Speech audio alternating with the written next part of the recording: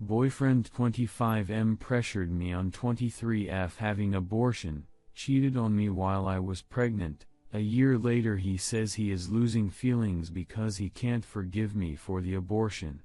How do I save the relationship? This is a throwaway account because my main one has posts that might give away who I am. I posted this before but it was deleted before I got to read all the comments. I promise you this is not a fake post, everything I wrote in it is real. I'm struggling a lot at the moment and would like advice because I don't have many friends and am lonely, so Reddit people please help. Me 23F and my boyfriend 25M have been dating for almost 2 years now. Long story short, about this time last year I accidentally got pregnant. I was on the pill but had a stomach bug and out stupid heads didn't think that the pill becomes useless if I vomit. Doctor never mentioned it either. Story 1. I have some health problems and I've been told when I was younger that I might never be able to have kids or it will be very difficult. So because of this I wanted to keep the baby because I saw it as maybe my one chance to ever have a child. Both of us also work full-time. I have my own place while he lives with his parents. I also gave him the option of me having it alone, me moving with the baby thousands of miles away to my family and him not having to ever get involved. He refused. He said abortion or I will ruin his life and that he'll never be happy with me if I keep the baby. Then he went on with his rules of how life will be if I keep the baby, live together, even though he told me we won't be a couple and his family raising the kid in his religion without me having a say in any of it. Oh, cherry on top, he also cheated on me, was on Tinder next to his pregnant girlfriend and said he was lonely. After the abortion he told me, I wish I pressured you into having the abortion sooner. Somehow I forgave him and we stayed together. I blamed myself for not knowing about the vomiting thing and tried to be the best girlfriend and not think about what he did. However, a year later he says he loves me but his feelings for me haven't been the same since the abortion because he can't get over it. This is where I'm confused. He was the one who treated me badly, not me. In the meantime he also broke up with me once, saying he's too depressed to be in a relationship. Then he came to see me every single day saying he's suicidal and when he's at mine he doesn't feel like killing himself. It was horrible because he broke up with me. I was heartbroken and I just wanted to get over him, but I felt the pressure of keeping him from killing himself. While he was at mine, after he broke up with me, I caught him on Tinder, Bumble and Hinge again. My best friend made a fake account and he told the fake account I want a relationship, someone to blow my mind, when the reason of the breakup was that a relationship was too much pressure on him. He lied to me. I have him the choice of me or the dating apps. He chose me and said he loves me and I make him happy.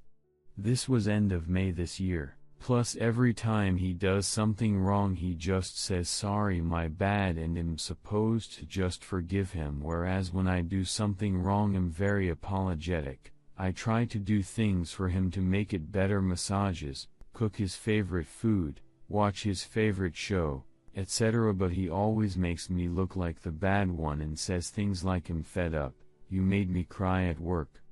Example: Saturday we were both off, which never happens, so we had a deal that when we're both off we don't make other plans and do something together.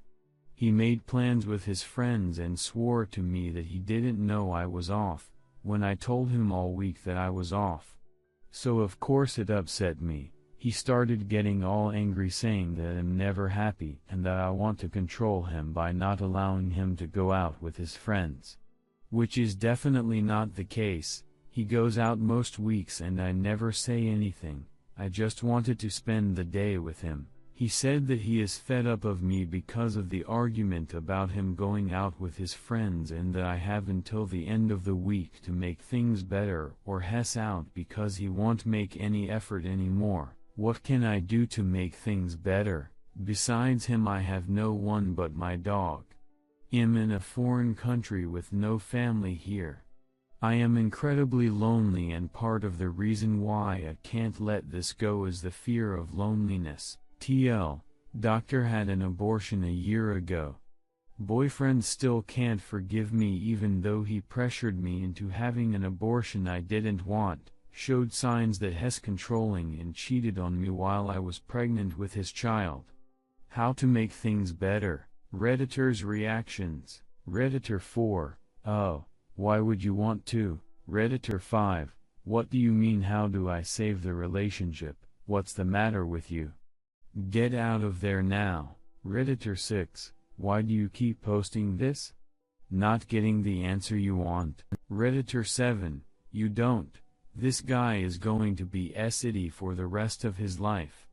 Don't worry, you will be dumped really soon, so you won't have to be with him too much longer.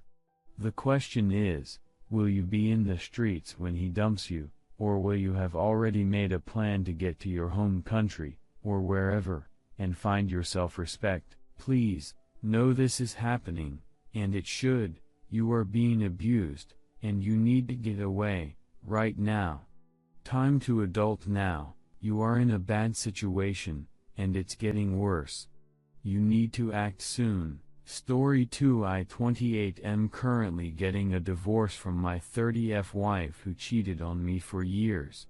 Not sure what to do now or what is even correct. I'll start from the beginning as it might help with my mental emotions at the moment. My soon-to-be ex-wife, we are currently going through mediation divorce since we agree on everything and it's way cheaper and less of a headache, and I met over a decade ago going to keep it vague for privacy reasons. We basically grew up together through high school and college and eventually got married. It would have been 4 years here shortly, but about 2 years ago she cheated on me with someone she met a few months prior. After I found out there was some guilt from her, but then we started therapy and of course she went defensive claiming that I ignored her and she wasn't happy. I tried so hard to make that work, but we decided to take a break on therapy. Fast forward and COVID hits, so we are stuck at home. Surprisingly, we actually got really close again and she wasn't talking with this person anymore. However, a few months later, she started talking to him again and sleeping with him again without me knowing. After I found out again, we started individual therapy and another therapist. During the time I found out, she also happened to then inform me, even though I asked her almost a year ago when I first found out if there was anyone else, and she said no. She told me that 8 years ago she went to third base with a dude in college because we were in a rough patch, I guess, and then made out with someone before we got engaged and then another person after we got engaged. Seriously, WTF? Anyways, fast forward to February of this year, 6 months of therapy at this point, I find out she started seeing him again, and I demanded she tell our marriage therapist. Our therapist told us from the start she doesn't tolerate lying, so she dropped us. We decided to separate, but we lived under the same roof, just 2 different rooms, since she couldn't afford her own place, let alone the house, and I refused to move in with my folks as I didn't see this being my fault and this is on her.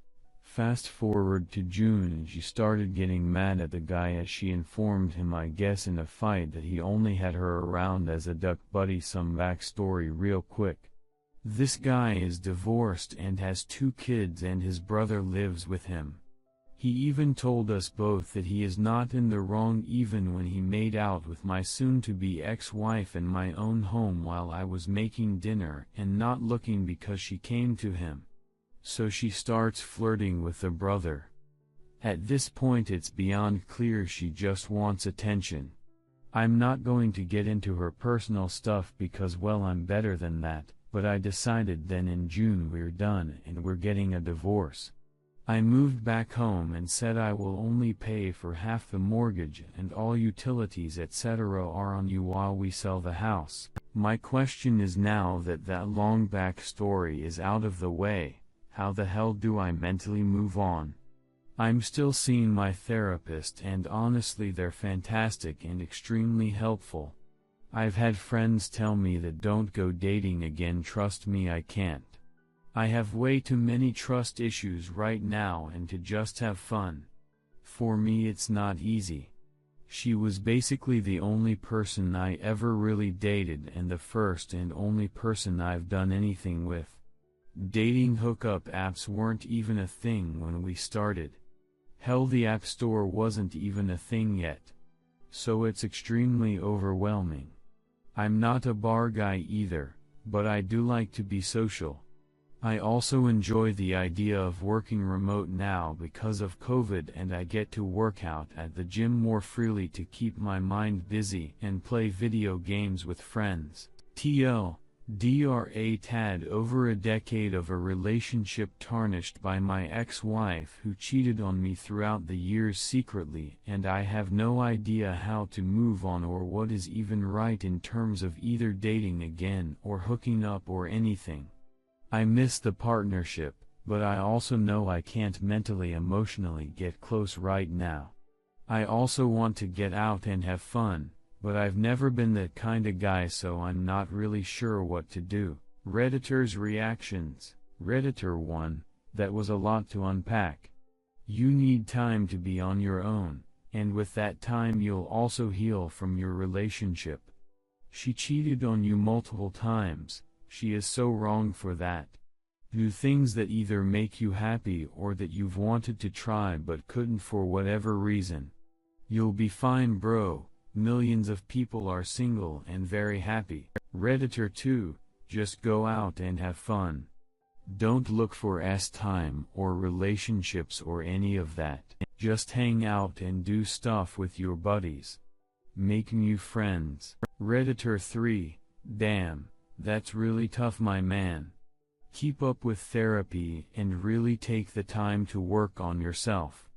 Don't feel obligated to jump into something new right away. Redditor 4, man, it sucks, but you dodge a bullet, no kids, amicable divorce.